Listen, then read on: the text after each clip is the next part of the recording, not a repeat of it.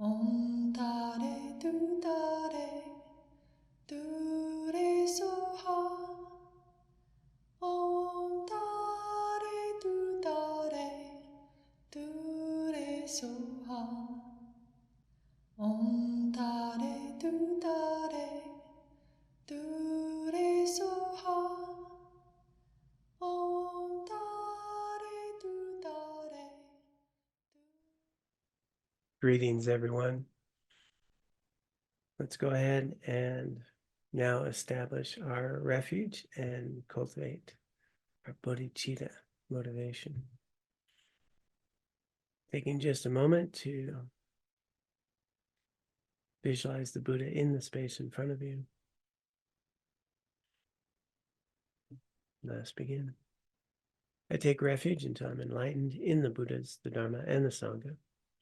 Through the positive potential I create by practicing generosity, ethics, patience, joyous effort, concentration, and wisdom, may I attain Buddhahood in order to benefit all sentient beings. I take refuge until I'm enlightened in the Buddhas, the Dharma, and the Sangha. Through the positive potential I create by practicing generosity, ethics, patience, joyous effort, concentration, and wisdom, may I attain Buddhahood in order to benefit all sentient beings. I take refuge until I'm enlightened in the Buddhas, the Dharma, and the Sangha. Through the positive potential I create by practicing generosity, ethics, patience, joyous effort, concentration, and wisdom, may I attain Buddhahood in order to benefit all sentient beings.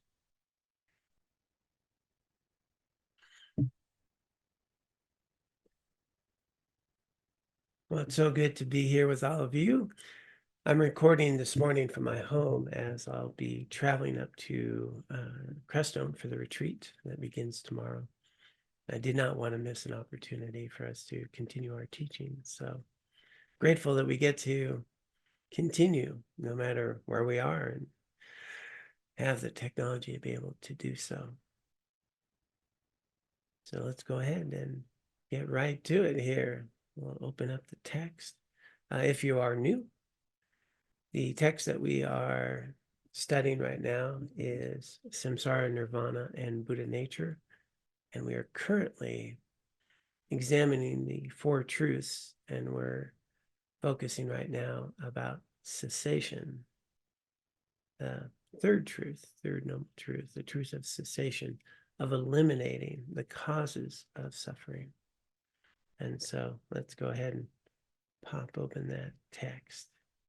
Oops, let me make sure I click the right button here. There we go. So we left off last week on, just backing up a page, that the true cessation of dukkha, of this conditioned existence, of what's often called suffering, is to relinquish all the afflictive obscurations that we have, to eliminate them. In our daily lives, we may experience, facsimiles of cessation. For example, the peace and relief we feel when we let go of having our way or insisting on being right or having the last word in an argument. So we'll find that we often suffer less, right? When we stop trying to force our way, we can let go of things. We could also have cessation of suffering, just, having a toothache be gone, and or just living in a little more acceptance of a current situation. Flight's delayed, gonna have to do another flight, it's stressful, and then we just, once we accept it, we're like, okay, we're good. What are we gonna do next? Let's find a meal. Now I'm not suffering anymore. So these are very temporary facsimiles of cessation of suffering. But what happens, of course, is, then we have some other things to stress or worry about, and have some other things to plan, and have some difficulties. But when you think about just sort of stress, right, that's a really good visceral understanding of a sense of suffering. So we can be relieved of stress sometimes and not suffer so much, but that's not going to be permanent. It's not going to be lasting, and but helpful, right? Very helpful. So back to the text here. The very bottom, while the final true cessation is nirvana, right? Liberation. We're free of all obscurations. Aryas attain several partial cessations while on the path, each time they abandon a certain portion of afflictions and their seeds.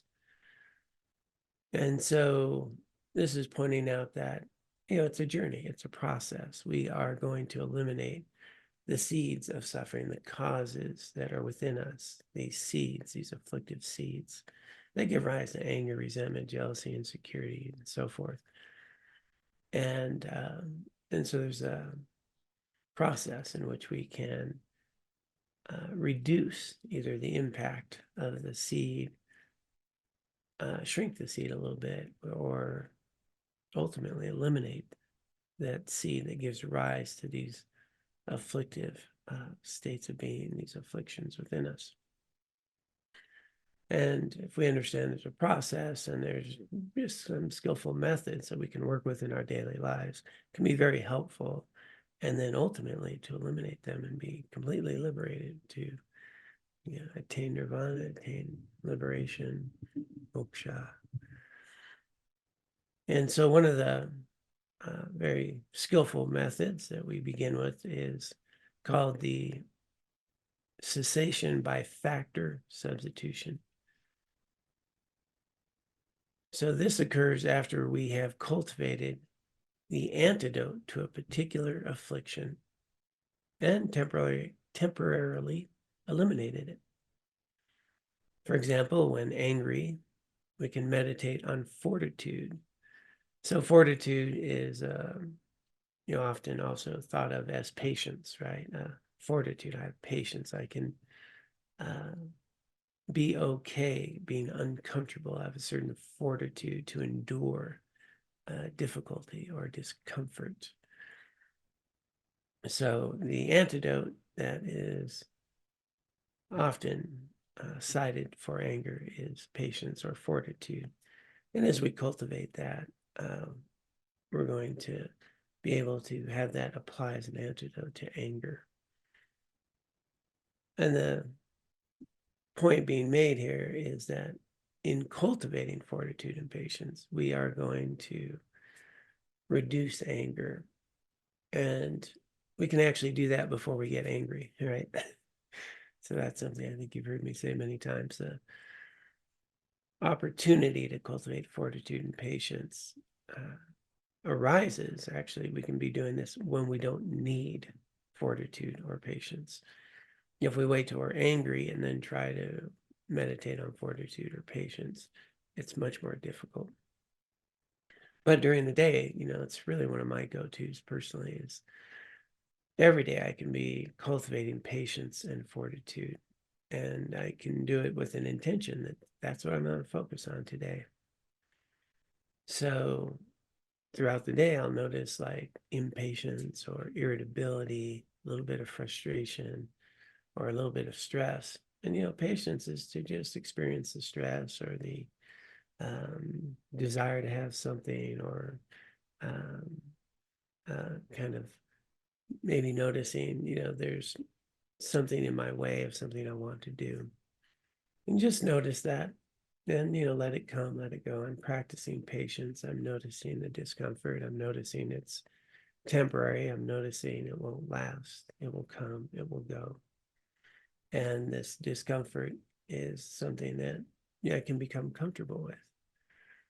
Now, if I do that every day, day in and day out, then when I notice, anger arising, and by the way, anger is not always rage, or, it can be irritability. There's a bandwidth when we think about emotions.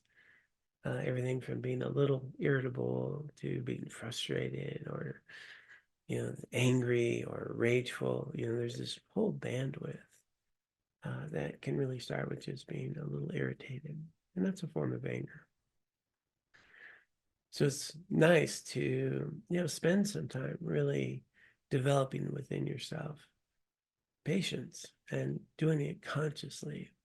And then you have this resource of patience and fortitude that when we notice that anger arise, well, we can shift, right? The factor replacement is being cited here.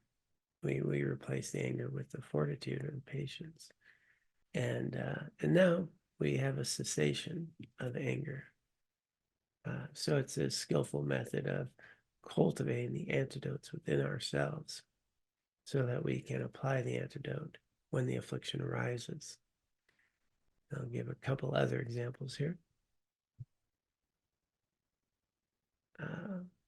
So the antidote to sensual craving, and so this is more of craving with towards a beautiful person and a desire to have them in your life or have some sexual contact or lust, or basically lust, I think would be a good way of looking at this. One of the methods for that specific kind of craving is contemplating the unattractiveness of the body. And so you're like, what? What they teach, as when I was a monk, is, we really want to guard against lust. And, we're celibate and we want to uphold our vows, and we're really dedicating our lives to Dharma. And obviously lust can get in the way of that and cause quite a bit of problems, and it has throughout time. And so one of the methods of that is this meditating on the unattractiveness of the body. And so, we can actually look at someone that maybe we find very attractive and have some feelings of lust and desire arise. Well, we can also say, well, what's beneath the skin? What's beneath the skin? What's that look like? And what about the, bodily fluids and the things that flow within the body and the muscles and the tissues and even the sort of snot that's within the body and so forth. And so we look beyond the skin or what we're seeing as beautiful, and we start recognizing, whoa, underneath that skin, just like me, there's all these other things, and what is it I'm really attracted to? Another method is simply, just the temporary state of what we find beautiful and attractive, that the body changes. And, I know my body has changed quite a bit.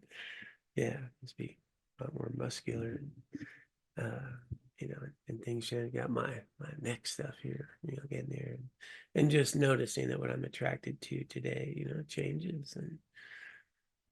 And then, this is sort of this process, that's more applicable, I think, for people really trying to maintain an antidote to cravings of lust and desire that are very unhealthy. So a lot of humans today have addictions towards sexual outlets and pornography and so forth. And we can take a look at, the methods like this as the unattractiveness of the body, which is much more of a monastic training, but we can, in a more human way,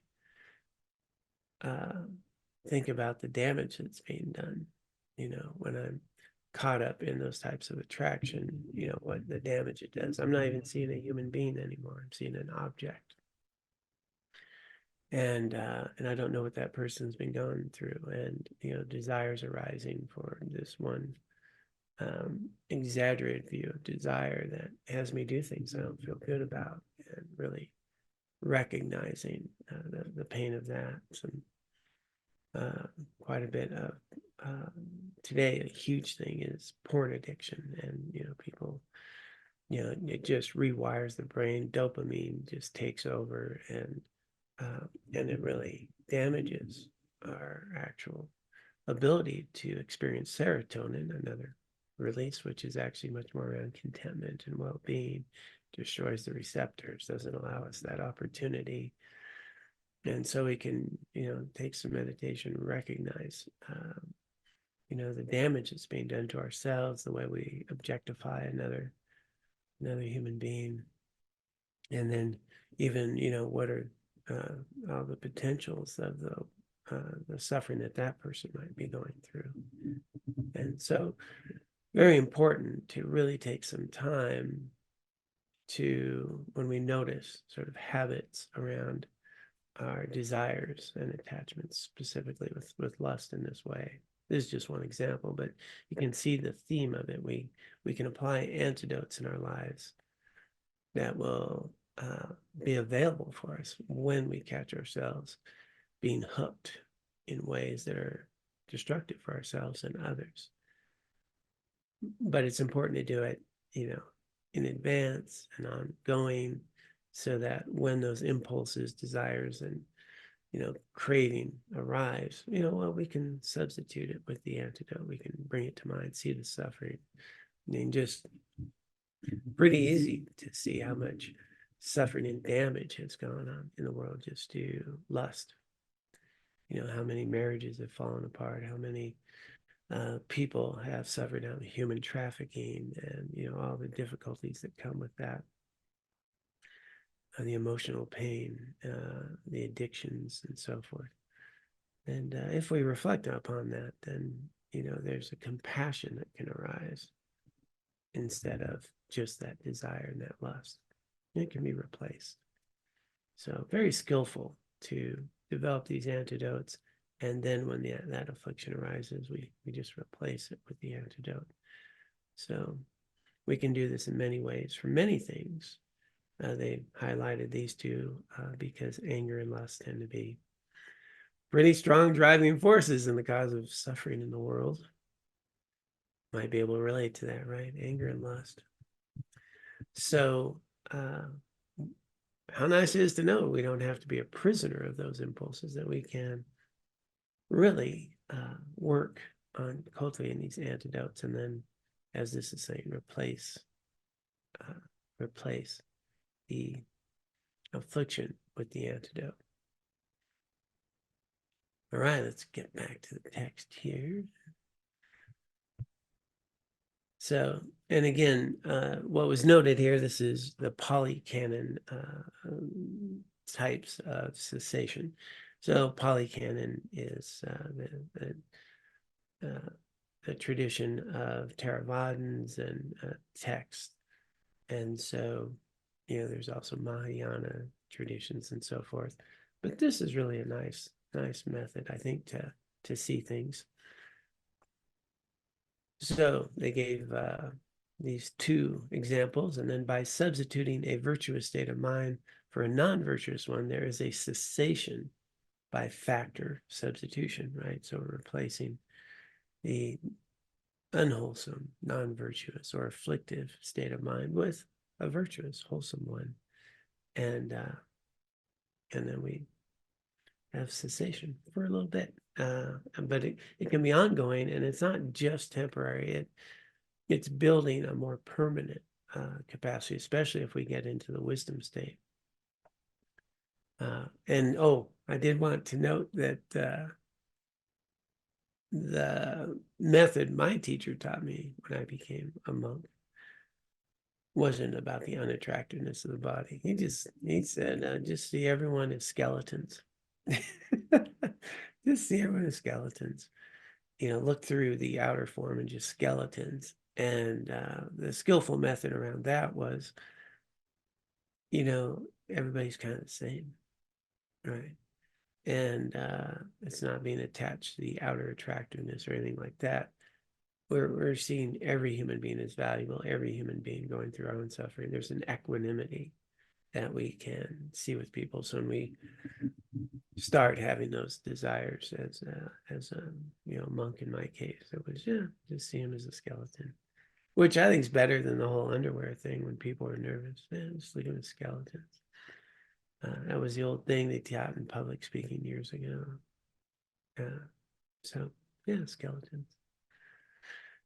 All right, well, let's look at the next one. Take a moment to pop it up. All right. So the next one is cessation through suppression. Now, this has a negative context right off the bat, so it's always important to have the context of words. Typically, if we try to suppress something, it is unhealthy, right? So we don't want to suppress emotions. We don't want to suppress thoughts and things that are going on mind when we're trying to meditate. When we suppress, it's like, trying to put a dam, in a river and block it, and it's going to eventually overflow. And so they're not talking about suppressing in that way. They're talking about suppression in the sense of it kind of goes away, but it hasn't really gone away. And so we're doing something else. So it's suppression, not in the sense of we're blocking, forcing something down, but we're really doing something different that suppresses the affliction to arise, basically. But when we stop doing this other thing, it can pop back up. So it's a healthy suppression. I'm getting to, not trying to force something. And they'll explain it here a little bit better. So this second method is a result of attaining the meditative absorptions, strong samadhi, right? These absorptions of meditation, strong samadhi, single-pointed concentration. Strong samadhi temporarily overcomes the manifest forms of the 5 hindrances and other defilements, bringing the peace and bliss of concentration. So we're really talking about like achieving shamatha, really achieving this real uniformity of the mind in concentration that's blissful and luminous, non-conceptual. When you're in that state of mind, yeah, there's you're not going to experience any afflictions. And since the defilements are not active during that time, it seems that they have been eradicated. However, they have only been suppressed and their seeds remain in the mind stream.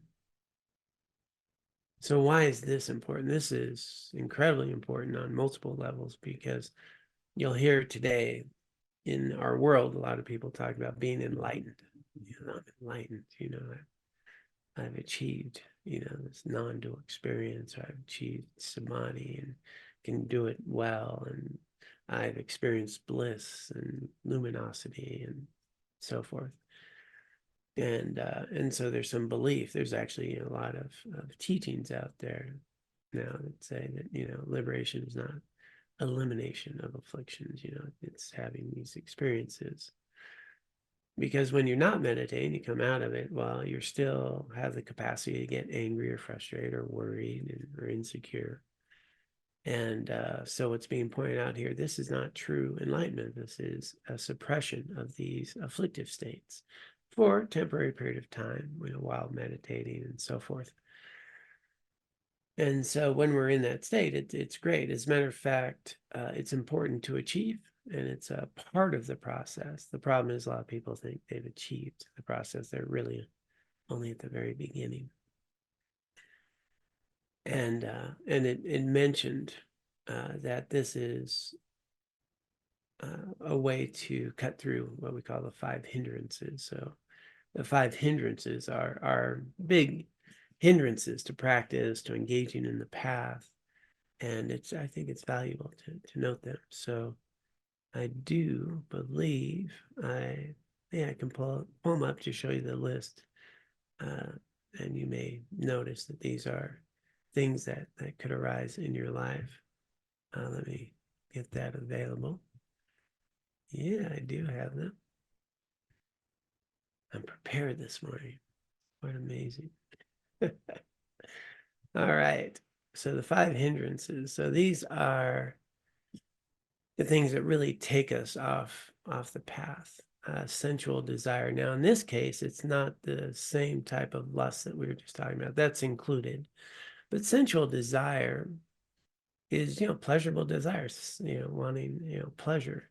So that can even, we can have a pleasure that we receive when we think about the 8 worldly concerns. Someone praises us. And so, we kind of seek that. We don't want to be criticized. Sensual desire, it's, desire through the senses. So good food, a nice meal, fun activities, things that we get to do that bring pleasure to our senses, and good reputation. We feel good when people, feel we're valuable and important.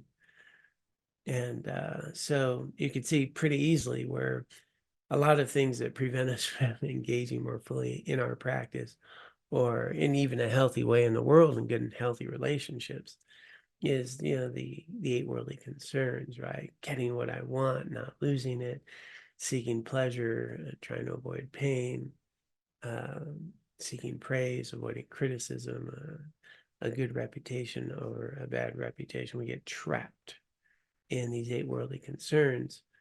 And instead of recognizing, wow, what if I engage ethically in my life, in wholesome activities, and have that be my primary motivator?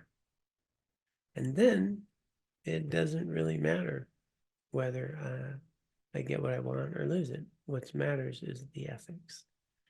Am I coming from the 10 virtuous actions of body, speech, and mind? If I'm guided by that, if I'm guided by loving kindness, compassion, and wisdom, then I'm creating this path of freedom, this path of liberation, and I may get what I want or I may lose what I have.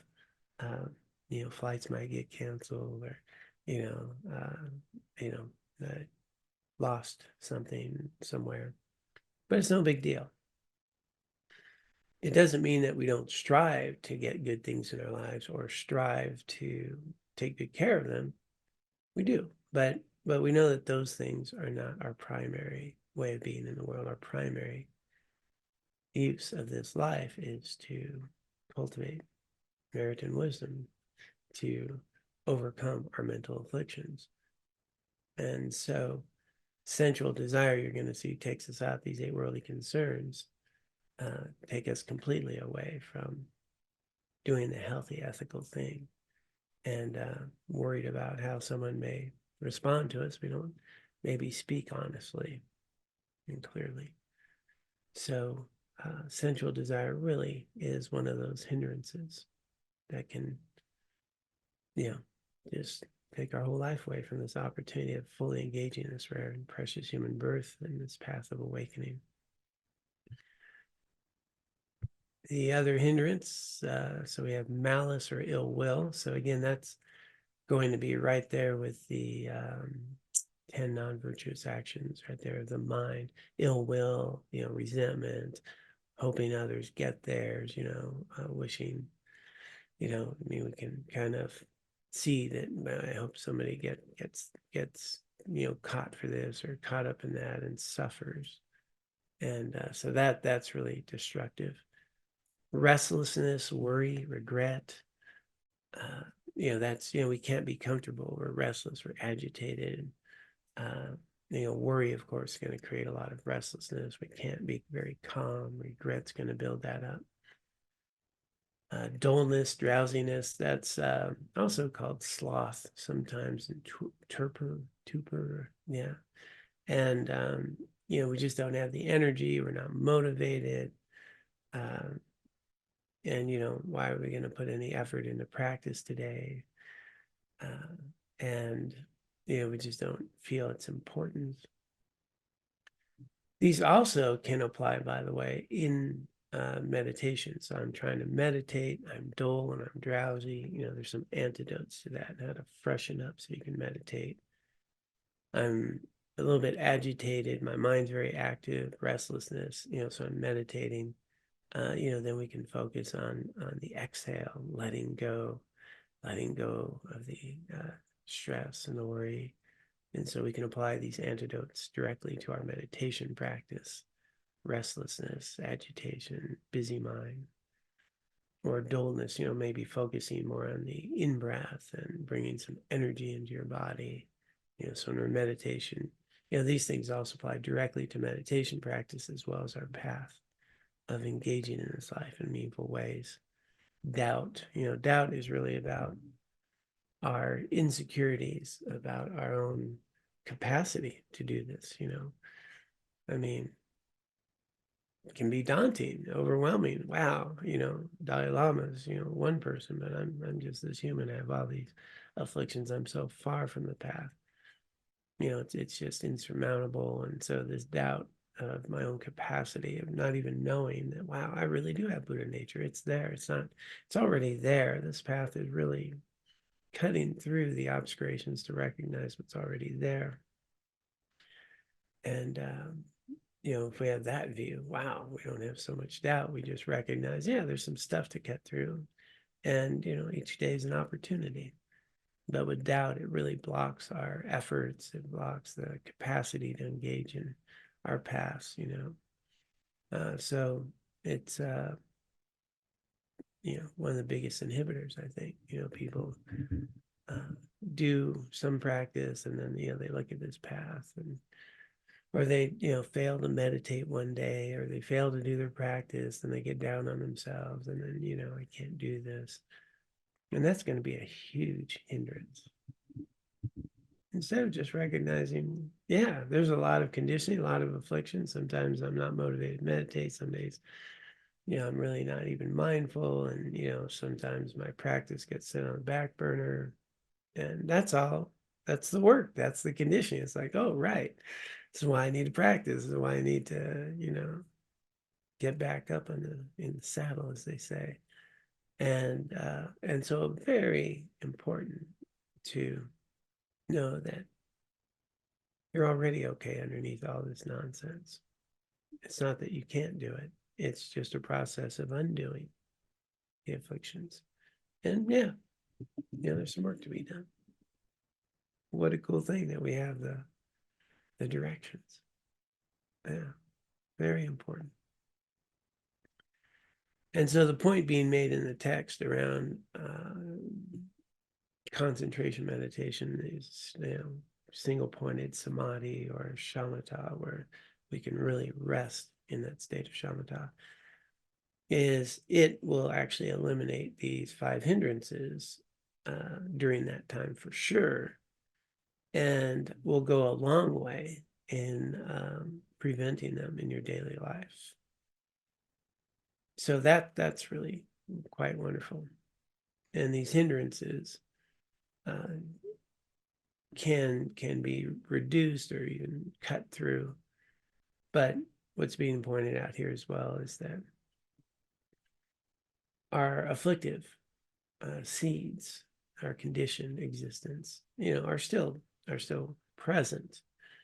As the state of suppression means that I'm still, after meditating, able to be somewhat insecure or worried or stressed, and so not quite enlightened yet, but very valuable progress. Let's see if we can get to the other ones here today.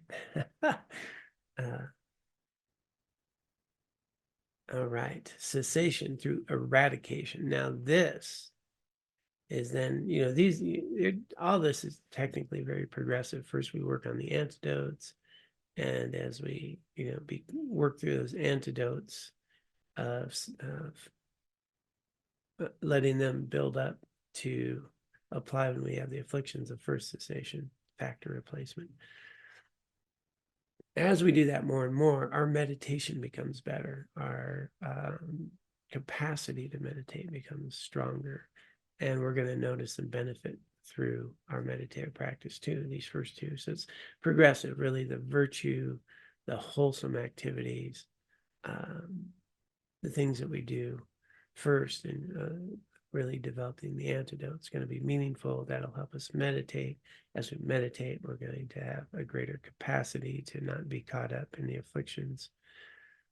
But eradicating, now that's a whole next level here. So This is the cessation attained through penetrative wisdom that cuts off the defilement so that they can never arise again.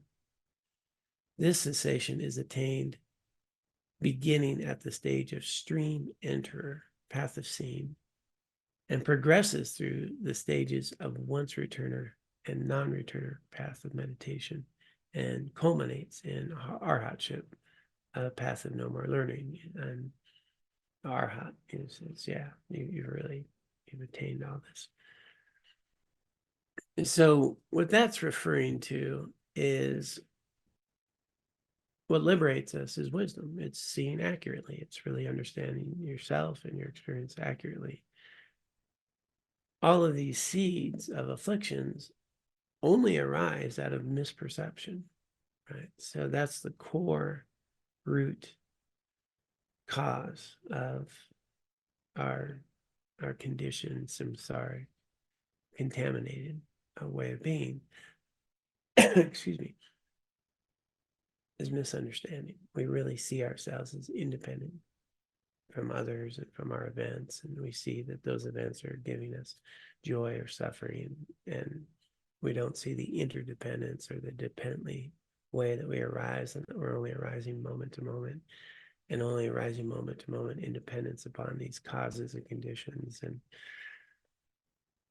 And so really understanding emptiness, the way that we arise dependently, and we're not independent, and that the way we're experiencing the world is not the way we or the world exists. And so that's where wisdom is always understanding impermanence and dependent origination, and this way that we actually do arise and experience ourselves and others. And so that's the freedom. That's what liberates us from samsara. And we'll have quite a few teachings on that as we go through this journey. We've already had some, right? And very simple one that I talk about all the time is, is delicious in the food. Is this a delicious meal? We really feel it is. We talk about it. I love it when I get this. But where's the delicious, right? You like them. I like Brussels sprouts. Some people don't. Are Brussels sprouts delicious? For some people, yes. Some people, no. And we start to recognize the experience of deliciousness is, bringing what we call Brussels sprouts into my being and my conditioning and my imprints as this meets with the Brussels sprouts, and this pleasurable experience arises.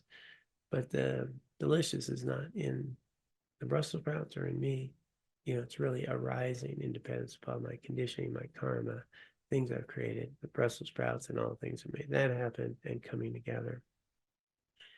All other people don't like Brussels sprouts. So that's, anyway, just a very beginning aspect to start to understand how we experience things, and how we misunderstand things, thinking the cause of my pleasure is out there somewhere. But ultimately, it has much more to do with me than the Brussels sprout. The sprout is a contributing factor, though. All right. So it did talk about then this eradication is something that it's high level, eliminating the very seed of misunderstanding that will give rise to anger or insecurity, these seeds. And that they noted would be in these higher pathways. And so it's good to just reference that. There's 5 mind pathways to liberation, 5 mind pathways. And what they're referencing is really the top 3. The first mind pathway for enlightenment is the path of accumulation. And that really happens when we've achieved renunciation, when we really, like, every aspect of our lives is about seeking liberation, about understanding ourselves, about freedom from samsara, freedom of suffering, that I'm using my life pretty much, I'm not even remotely interested in the 8 worldly concerns. My focus is awakening, no more suffering, which doesn't mean I don't engage with, getting what I want or eating to be healthy and well, but all of my worldly activities are geared with one purpose in mind, and that is to be free of conditioned existence, to be liberated, to achieve, Buddhahood or Nirvana. That we're renouncing delusion, basically. So real renunciation that understands these worldly activities just decorate a prison of samsara. I'm not interested in that. It's not even a thought. It's effortless for me to engage in my practice. It's effortless for me to engage with others with compassion and loving kindness. Understanding that all of this is here for this limited period of time for me to wake up. So when we've achieved that level of renunciation, then this pathway of accumulation is being created. And then I think the next pathway is the path of preparation, where we start applying this pathway, and then we get to, and there's this really advanced stuff that starts forming within our mind streams, these 5 pathways. The third one becomes this path of seeing. And so I think it's been a while, but the path of preparation, that's a point where we're really putting together shamatha and vipassana in our practice, the stable mind of concentration with the insight meditations of practice together, and really working with that. And then what's being pointed out here is with the union of those 2 things, we'll get into this, the third pathway, path of seeing. I have the list here. Let me pop that up, because I had it under the 5 hindrances. Yeah, path of accumulation, path of preparation, and path of seeing. And so what was referenced here was path of seeing, path of meditation, and no more learning. So these bottom 3 here, which is actually 3, 4, and 5, they become, the elimination of all the afflictive seeds and liberation, essentially. So path of accumulation, we begin with true renunciation. Path of preparation, we start combining that stable mind with vipassana. Path of seeing, we really start having some realization about how we exist, and that starts cutting through these seeds that keep us bound to samsara, the seeds of afflictions. All right, so that's the bit of the journey there. Let me get to the last one here. The 4th is the ultimate cessation of defilement, as explained in the Pali tradition, is the reality that is the ultimate absence of all defilements. Cutting off defilements completely depends on a reality that is completely free from defilements, a reality that is ever existing, unconditioned, and unborn. It is the existence of the unborn state, the reality of nirvana, that makes the eradication of all defilements possible. This nirvana is the object of penetrating wisdom. When wisdom sees the truth of nirvana and actualizes, true cessation defilements are eradicated and liberation is achieved. So you can see then there's this process, and the process always begins very simply in cessation with merit and wisdom. And so every day, those of you who do the daily practice with me, we're always talking about merit and wisdom. That's how we extract the essence of this life. We engage in our days with motivations of loving kindness, compassion, wisdom. Everything coming from that motivation is going to be meritorious, going to create the fertilizer of our understanding, our wisdom, opportunities to be around good teachers, to have environments to practice.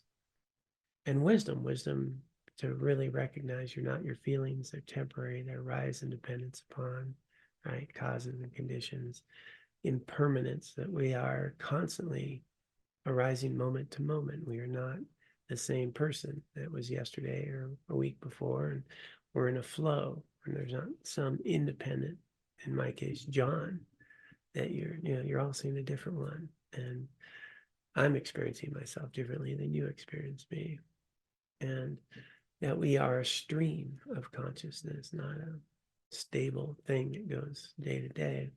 We're always becoming.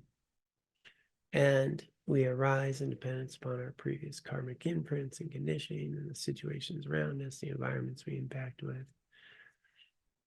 And we are planting the seeds of our future right now, which is so wonderful. Right now at the Dharma teaching, we are watering seeds of awakening. And so merit and wisdom every day, really trying to cultivate those virtuous mind streams, and in doing so, the antidotes to these afflictions. So we start replacing the affliction with the antidotes. We can proactively do that by really deeply recognizing the value of virtue and the pain of non-virtue. And now we're gaining wisdom. And then as we practice meditation, we'll get into that cessation of suppression, where those afflictions don't arise nearly as much because my mind's more trained. And then, ultimately we'll be able to eliminate some of the seeds. We've already eliminated certain seeds of our suffering, right? You're already probably don't suffer today in ways you used to in the past because you're wiser, you understand yourself and feelings and the path more clearly than you used to. So we're eliminating some of those. And then, the journey continues. And the whole point here in these, 4 noble truths, the third one is we can be free of suffering. There is this cessation. We don't need to be trapped. Now begins one day at a time. Today is a new day. We're born anew. All right. Well, real gift to have the opportunity to engage in this teaching. I think this one was so important. I did not want to miss it. All right. Well, let's go ahead and dedicate the merit and the wisdom that we have cultivated from our time together on this Wednesday. Give me just a moment to pull up the dedication. Let's see here. I know I have it. Oh, yeah. There we go. I'll go ahead and share it, and we'll take a little time to dedicate the merit and wisdom that we have cultivated here for the benefit of all sentient beings and for our own continued spiritual growth. May all beings be free of suffering, and may the seeds that we're watering today nurture and grow within us, that we may become awakened so we can be of ultimate benefit to all. Let us dedicate. By this merit may I soon attain the enlightened state of Guru Buddha, that I may be able to liberate all sentient beings from their sufferings. May the precious Bodhi mind not yet born arise and grow. May that born have no decline, but increase forevermore.